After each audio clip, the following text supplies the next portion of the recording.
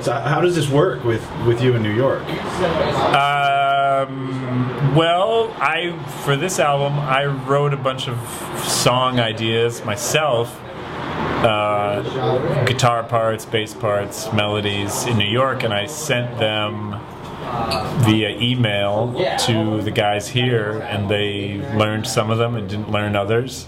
And I probably came to Seattle 3 times a year or so for the last couple of years, 3 or 4, maybe 4 times a year. And so when I come, I'll come for a week, and we'll sit in Guy's basement and hash out my ideas, and other people they wrote a bunch of ideas, and so we bring our ideas together. A lot of these songs have a little piece of my idea with a piece of Val's idea, with a piece of Gino's idea, with a piece of Paris's ideas, and Guy and Amy, of course. So it's actually worked great. I mean, it's hard work when we get together, because there's a lot of pressure to be creative, and because I have a plane ticket, I'm only here for a week, so there's a lot of pressure to be creative at that moment. We better be creative. That's a little bit hard, and it's just an intense time. Everyone kind of leaves what takes kind of a break from their lives, and to make time for the band, and then I go home and everyone gets on with their life, and then I do it again a few months later, and hopefully after